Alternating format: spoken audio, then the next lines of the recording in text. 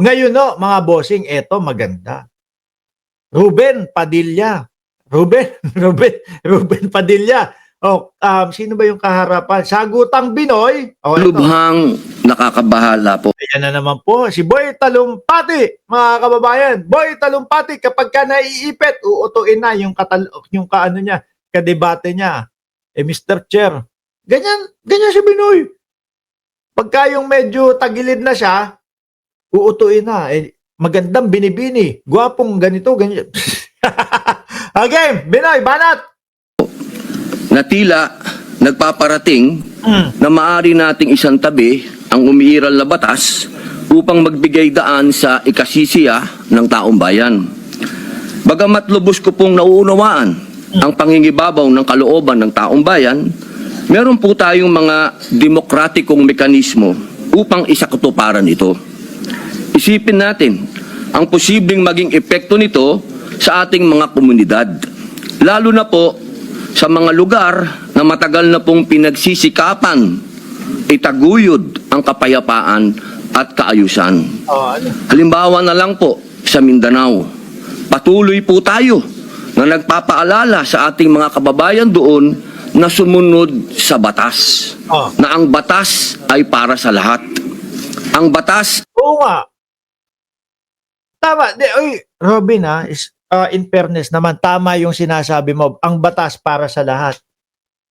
Grabe kayo, no? Na pinupuntahan nyo si Roque, pinupuntahan nyo si dating Pangulong Duterte doon sa Hague, nakakasama nyo si Roque, hindi nyo man lang pinapauwi si Roque. Anak ng tinapayan. Kala ko ba batas para sa lahat? Bakit parang wala kayong ano? At may lakas pa ho, mga kababayan, no? May lakas pa ho ng loob, mga boss, chief, amo, sir, na ipamukha, ipakita sa ating mamamayang Pilipino na yung wanted sa Pilipinas at sila ay senador at vice-presidente, ayun, nakakasama lang ho nila sa labas ng bansa at wala silang pakialam kung wanted. Di ho ba?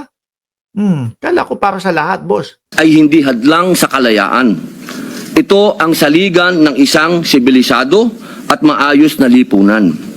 Ito ang nagbibigay sa atin ng proteksyon, nagtatakda ng ating mga karapatan, at ang nagpapanatili ng kapayapaan. Bilang mga mambabatas, tayo po ang dapat na unang tagapagtanggol ng batas, hindi ang unang lilihis. Hindi... isa pa yun, sabi ni Sir Max Safe, no? Robin, yung forthwith nyo, nga, hindi sinunod. Yun po yung sa konstitusyon ng Pilipinas. Na po sa impeachment ng vice-presidente. Din natin dapat ipagsapalaran ang tiwala ng mamamayan sa ating mga institusyon at makibahagi sa pagpapalabo sa hangganan na tama at maling gawi sa tuwing may matinding suliranin na sumusubok sa ating diwa bilang isang nasyon. Kaya buong puso po akong nakikiusap, nananawagan sa mga opisyal ng pamahalaan at sa mga kasama po sa kapulungang ito. Hindi po pare-pareho ang sitwasyon natin. Hindi po pareho ang Luzon, sa Visayas, sa Mindanao.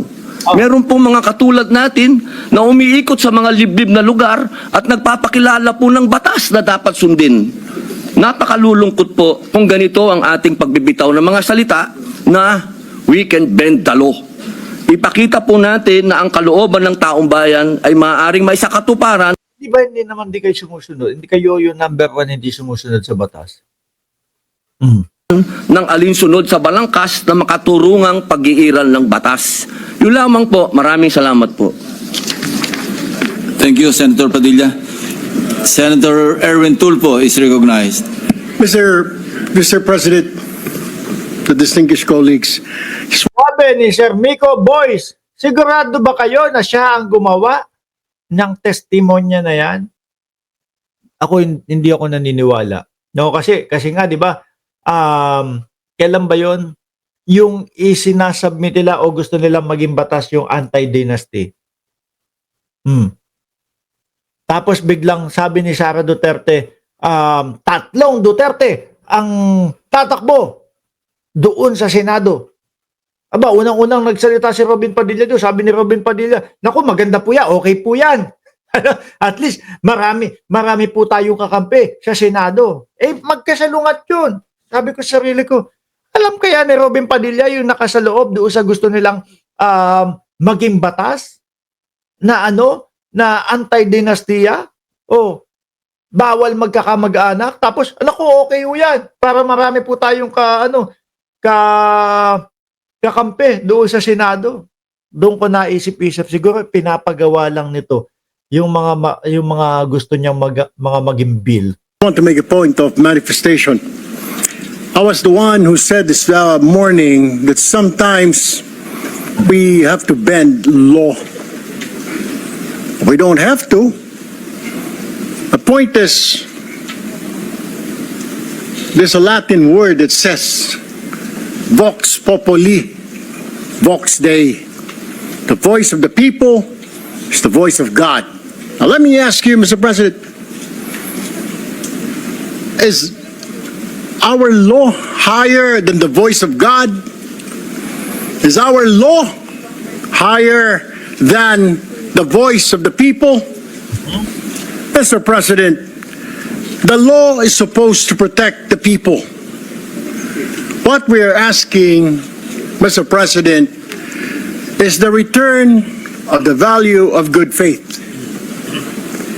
I understand, Mr. President, what the gentleman from Pampanga this morning was saying, that it is not a requisite to return the money na kinuha po ng mga kontraktor, ng mga kumita. Yung kay Marcoleta, ang pinagpipilitan ni Marcoleta, wala naman po sa batas na kailangan ganito, ganyan. Wala naman po sa batas na kailangan magsauli ng pera. Yun daw. Po, Salamat po, Sir Miko Boys, no? Ayan, nainis tuloy si Sir Miko. Nagpadala ng super sticker. Salamat po, sir. sa flood control project, Mr. President. Tama po yun, hindi po. At meron pong prosesong sinusunod tayo na kailangan sundin. Pag gumulong na yung batas, hayaan ng korte ang magsabi, Mr. President, tens of thousands of people went out last Sunday. Narinig ko po, hindi ko po alam kung yung mga kasama natin narinig. Narinig ko po yung sigaw ng taong bayan. Ibalik ang pera namin. Lahat ho tayo. Lahat ho tayo, mga kababayan. Biruin mo, di ba? Ako, yung ginagawa ni Bryce, yung sinasabi na ibinabalik po yung mga kaperahan, ibabalik po lahat ng mga, agree po ako doon. Pero, hindi mawawala sa aking isipan, nakasapakat pa din si Bryce Hernandez doon. Pero kung talagang totally 100% tumutulong para mahuli yung mga boss, malalaking isda, ito dapat ang bigyan ng Witness Protection Program. Bakit itong mga ito? Parang pinagtatanggol pa nila na wag nang ibalik yung pera ng bayan. Di ba? Sigaw nga ng mamamayang Pilipino, ibalik ang pera. Yung mga galing sa tax namin. Malinaw po. And I was asked by a reporter, by an interview, your comment. I said the message is loud and clear, Mr. President. Ayusin natin sa gobyerno. Baga ang gusto nila, wala naman sa batas na ibalik yung pera para maging state witness O yung mga dating di umanong nagnakaw at naging pahirap at kumolekta ng pera ng bayan Wala naman sa batas yung kaya wala dapat ibalik. Ang ating mga trabaho, iwasan po mahulog sa korupsyon.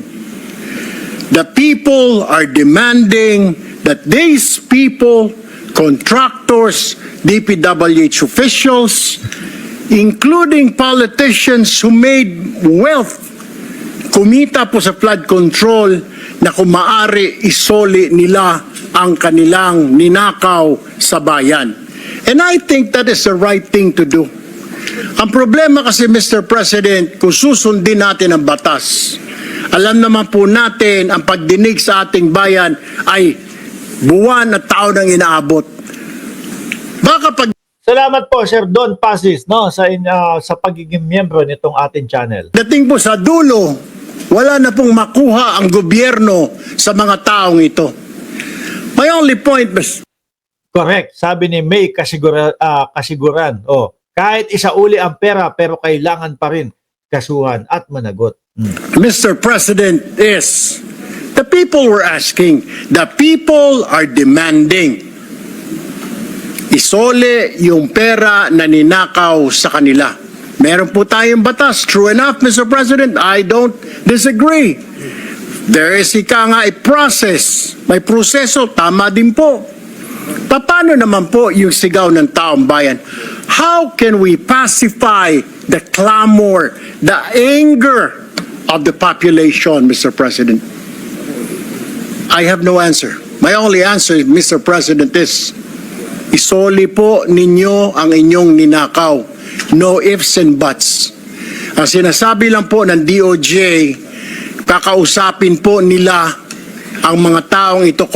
Kumbaga parang ang nakikita ko, ewan, posibleng mali yung pag-aanalisa ko. Kunyari, ito, may snatcher. Okay, yung snatcher, in-snatch yung cellphone ni ate.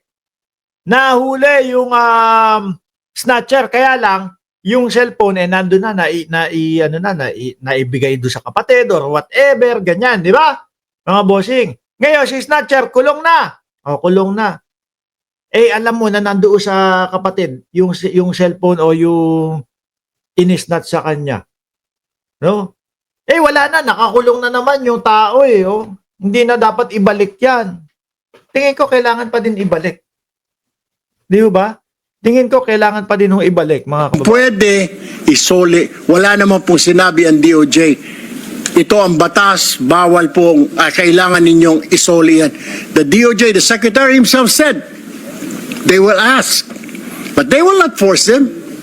Depende, mas mabuti raw kung kusang loob nilang isurrender yung pera, Mr. President. Wala naman pong nagbabawal sa batas na magbalik ng ninakaw. There's no such thing. And alam ko pong meron tayong process, we have procedures. But my only point is, Mr. President, whether I'm right or wrong, I stand to the wishes of the public, of the Filipino people, ibalik ang perang ninakaw sa kanila. Kunyari, like example, ang ibabalik nila ibabalik na po namin 11 digits. No, lahat po ng kaperahan namin na galing po diyan, ibabalik namin. Sabi mo ng 50 billion. Di ba? So ngayon, sige, pag-usapan natin ngayon. Binalik yung 50 billion. Di ba?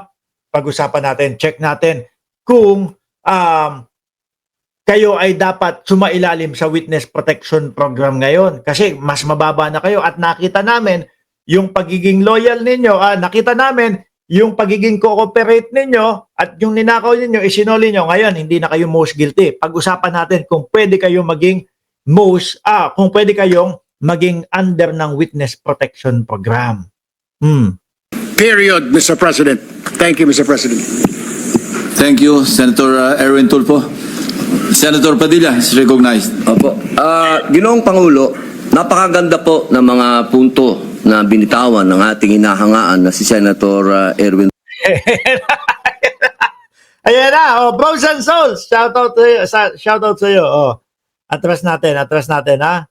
The wishes of the public, of the Filipino people, ibalik ang perang ninakaw sa kanila. Period, Mr. President. Thank you, Mr. President. Ayan, si Robin na, manguuto na. Thank you, Senator Erwin Tulfo. Senator Padilla is recognized. Opo.